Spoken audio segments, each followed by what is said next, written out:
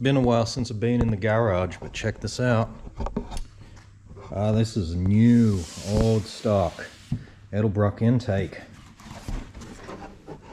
Look at that. If you're very astute, you will notice there is no EGR. There's no heat riser for a choke either. There's a performer for the 350 olds. It's the 2711 with no pollution control garbage on it. This is brand new. This is still sealed from the factory.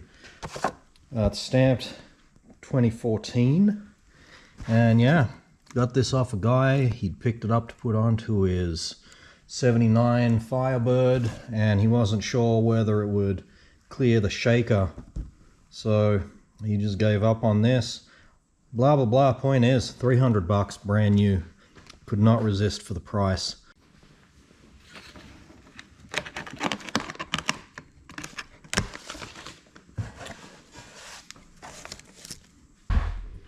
So there's just the slightest bit of flashing here. We're going to give it a quick polish with the die grinder.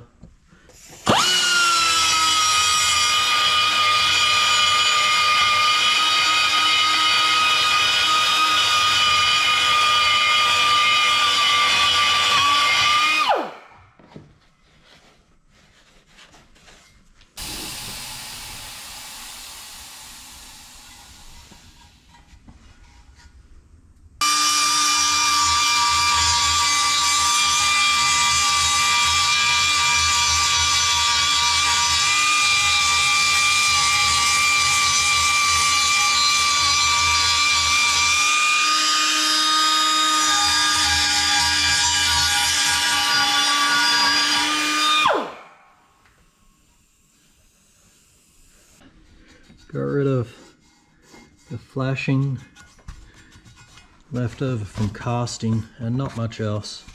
Like I said, didn't expand these guys out or nothing. There's plenty of flashing here and in here, so all of that's cleaned up too.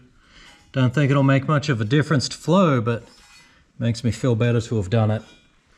I've got the radiator drained down. The petcock's right there in between the two cooler lines. You should be able to see, yes, it actually went in the catch container. And we're starting to pull everything off. I just got to get the carb off and then pull the bolts here, and we should be able to the intake manifold out after we get the thermostat housing out the way. Anyway, that's the long boring stuff, so we'll be back. Got the manifold taken off. Oh, I've got some bits of junk to clean out still. The covers I put on these blew themselves out, so I'm just going to leave the crossover hooked up now, because this does run pretty shitty when it's cold. Next thing, that's on, so that's good. You know what? There's a torque sequence. And this is what it looks like. You do these guys like this, and there's 25 foot-pounds. Look at that. Whoa. And next thing is just to put everything back. Okay, so it's done. Can't see anything because, you know, it's still got a Q-jet on it. That'll eventually go away, I hope. I just finished topping up all of the coolant. So I'm going to do an oil change and then we'll fire up, see how it runs.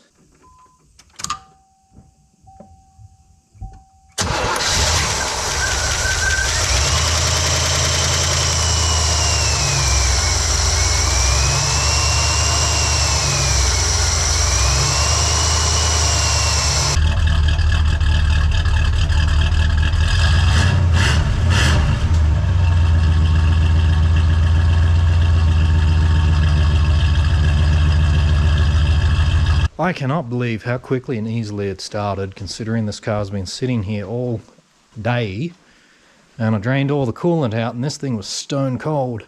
Normally it's like crank, crank, pump, pump, pump, pump, pump.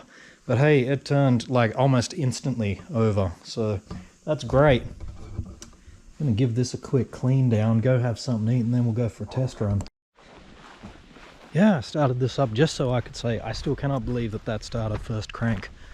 Like, I drained all the coolant out and the oil, so it was stone cold, And any other time I started up, plus the float, the bowl was also empty because I spilt the gas all down my arm taking the carb out. So for it to have just fired off that quickly is just mind-blowing to me. I hope that's just how it's going to be from here on out. Of course I turn this on right when I'm turning a corner. Yeah, 180 degrees I guess is the new operating temperature. So thanks Edelbrock, I guess you fixed my heat problem as well.